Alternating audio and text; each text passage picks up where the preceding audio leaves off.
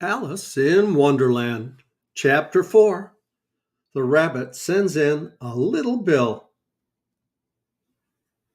It was the White Rabbit trotting slowly back again and looking anxiously about as it went, as if it had lost something. And she heard it muttering to herself, "Oh, the Duchess, the Duchess! Oh, my dear paws! Oh, my fur and whiskers! She'll get me executed, as sure as ferrets are ferrets! Where can I have dropped them, I wonder?" Alice guessed in a moment that it was looking for the fan and the pair of white kid gloves, and she very good naturedly began hunting about for them, but they were nowhere to be seen. Everything seems to have changed since her swim in the pool, and the great hall with the glass table and the little door had vanished completely. Very soon the rabbit noticed Alice as she was hunting about and called out to her in an angry tone, "Why, Mary Ann, what are you doing out here? Run home this moment and fetch me a pair of gloves and a fan, quick now." And Alice was so much frightened that she ran off at once in the direction it pointed to, without trying to explain the mistake it had made. "He took me for his housemaid," she said to herself as she ran. "How surprised he'll be when he finds out who I am. But I'd better take him his fan and gloves, that is, if I can find him." As she said this, she came upon a neat little house, on the door of which was a bright brass plate with the name W. Rabbit engraved upon it. She went in without knocking and hurried upstairs in great fear lest she should meet the real Mary Ann and be turned out of the house before she had found the fan and gloves.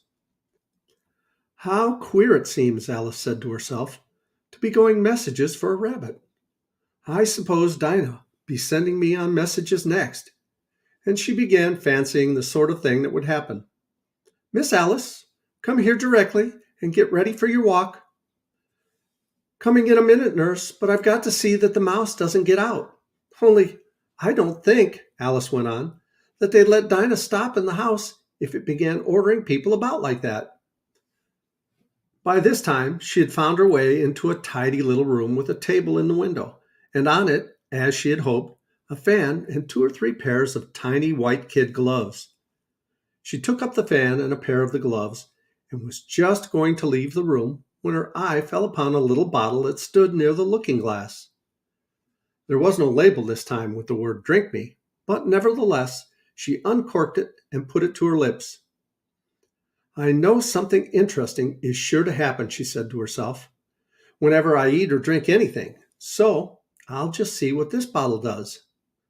I hope it'll make me grow large again, for really I'm quite tired of being such a tiny little thing."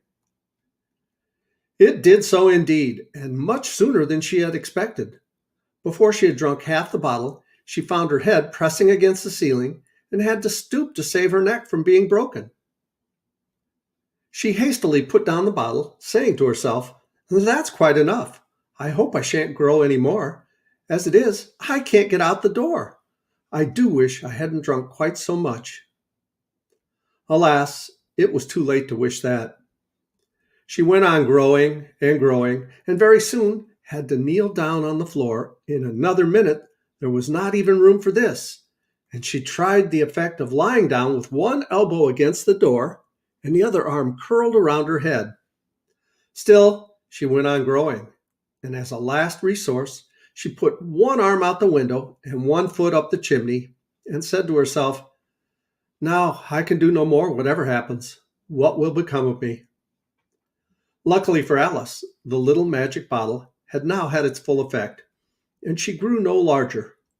Still, it was very uncomfortable, and as there seemed to be no sort of chance of her ever getting out of the room again, no wonder she felt unhappy. It was much pleasanter at home, thought poor Alice, when one wasn't always growing larger and smaller and being ordered about by mice and rabbits. I almost wish I hadn't gone down that rabbit hole. And yet, it's rather curious, this sort of life. I do wonder what can have happened to me. When I used to read fairy tales, I fancied that kind of thing never happened.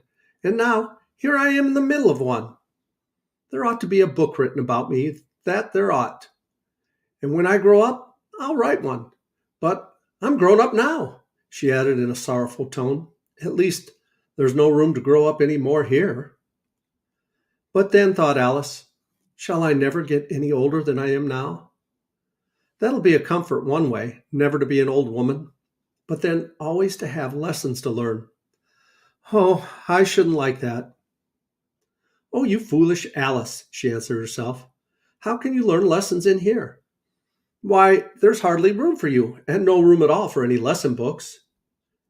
And so she went on, taking first one side and then the other, and making quite a conversation of it altogether. But after a few minutes, she heard a voice outside and stopped to listen.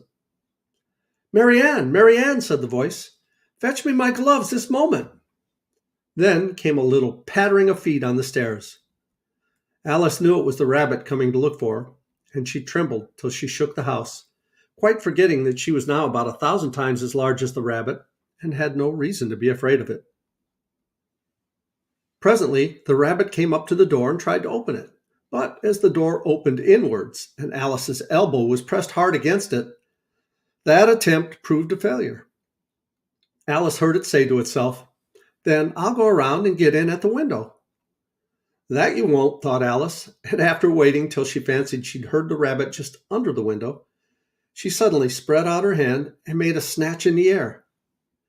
She did not get hold of anything, but she heard a little shriek and a fall and a crash of broken glass, from which she concluded that it was just possible it had fallen into a cucumber frame or something of that sort. Next came an angry voice, the rabbit's. Pat, where are you? And then a voice she had never heard before. Sure, then I'm here, digging for apples, Your Honor. Digging for apples indeed, said the rabbit angrily. Here, come and help me out of this. Sounds of more broken glass. Now tell me, Pat, what's that in the window? Sure, it's an arm, Your Honor. He pronounced it arm. An arm, you goose? Whoever saw one that size? Why, it fills the whole window. Sure it does, Your Honor. But it's an arm for all that. Well, it's got no business there at any rate. Go and take it away. There was a long silence after this, and Alice could only hear whispers now and then, such as, Sure, I don't like it, Your Honor. At all. Do as I tell you, you coward. And at last she spread out her hand again and made another snatch in the air. This time there were 2 little shrieks and more sounds of broken glass. What a number of cucumber frames there must be, thought Alice. I wonder what they'll do next. As for pulling me out of the window, I only wish they could. I'm sure I don't want to stay in here any longer. She waited for some time without hearing anything more. At last came a rumbling of little cartwheels and the sound of a good many voices, all talking together. She made out the words. There's the other ladder. Why, I hadn't to bring but one. Bill's got the other. Bill, fetch it here, lad. Here, put 'em up on the corner. No, tie 'em together first. They don't reach half high enough yet. Oh, they'll do well enough. Don't be particular. Here, Bill, catch hold of this rope. Will the roof bear? Mind that loose slate. Ah, it's coming down. Heads below. A loud crash. Now, who did that? It was Bill, I fancy. Who's to go down the chimney? Nay, I shan't. You do it. That I won't, then. Bill's to go down. Here, Bill, the master says you're to go down the chimney. Oh, so Bill's got to come down the chimney, has he? Said Alice to herself. Shy, they seem to put everything upon Bill. I wouldn't be in Bill's place for a good deal. This fireplace is narrow, to be sure, but I think I can kick a little. She drew her foot as far down the chimney as she could and waited till she heard a little animal. She couldn't guess what sort it was, scratching and scrambling about in the chimney close above her. Then, saying to herself, This is Bill, she gave one sharp kick and waited to see what would happen next. The first thing she heard was a general chorus of, There goes Bill. Then the rabbit's voice along, Catch him, you, by the hedge. Then silence. Then another confusion of voices. Hold up his head. Brandy now. Don't choke him. How is it, old fellow? What happened to you? Tell us all about it. Last came a little feeble squeaking voice. That's Bill, thought Alice. Well, I hardly know. No more, thank ye. I'm better now. But I'm a deal too flustered to tell you. All I know is Something comes at me like a jack in the box, and up I goes like a skyrocket. So you did, old fella, said the others. We must burn the house down, said the rabbit's voice, and Alice called out as loud as she could, If you do, I'll set Dinah at you. There was dead silence instantly, and Alice thought to herself, I wonder what they will do next. If they had any sense, they'd take the roof off. After a minute or two, they began moving about, and Alice heard the rabbit say, A barrel full will do to begin with. A barrel full of what? Thought Alice. But she had not long to doubt, for the next moment a shower of little pebbles came rattling at the window, and some of them hit her in the face. I'll put a stop to this, she said to herself, and shouted out, You'd better not do that again, which produced another dead silence. Alice noticed with some surprise that the pebbles were all turning into little cakes as they lay on the floor, and a bright idea came into her head. If I eat one of these cakes, she thought, it's sure to make some change in my size, and as it can't possibly make me larger, it must make me smaller, I suppose. So she swallowed one of the cakes and was delighted to find that she began shrinking directly. As soon as she was small enough to get through the door, she ran out of the house and found quite a crowd of little animals and birds waiting outside. The poor little lizard, Bill, was in the middle, being held up by 2 guinea pigs who were giving it something out of a bottle. They all made a rush at Alice the moment she appeared, but she ran off as hard as she could and soon found herself safe in a thick wood. The first thing I've got to do, said Alice to herself as she wandered about in the wood, is to grow to my right size again. And the second thing is to find my way into that lovely garden. I think that will be the best plan. It sounded an excellent plan, no doubt, and very neatly and simply arranged. The only difficulty was that she had not the smallest idea how to set about it.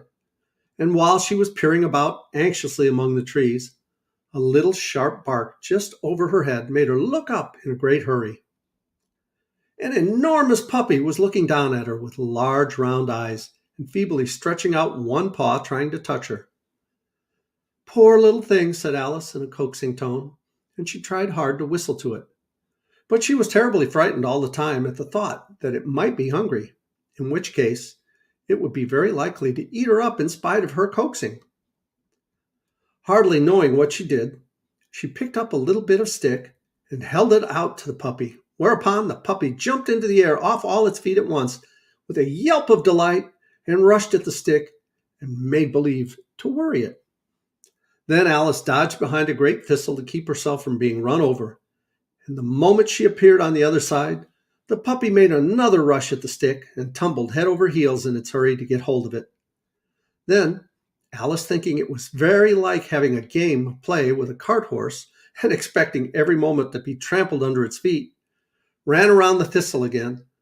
Then the puppy began a series of short charges at the stick, running a very little way forwards each time and a long way back and barking hoarsely all the while, till at last it sat down a good way off, panting, with its tongue hanging out of its mouth and its great eyes half shut.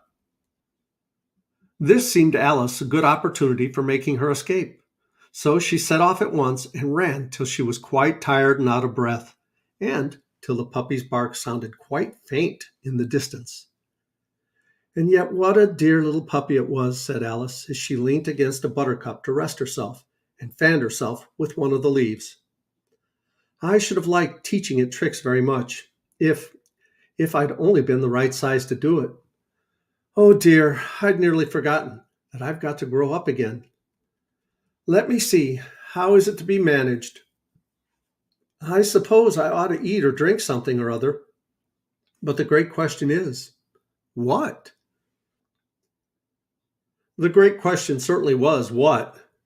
Alice looked all around her at the flowers and the blades of grass, but she did not see anything that looked like the right thing to eat or drink under the circumstances. There was a large mushroom growing near her, about the same height as herself, and when she had looked under it and on both sides of it and behind it, it occurred to her that she might as well look and see what was on top of it.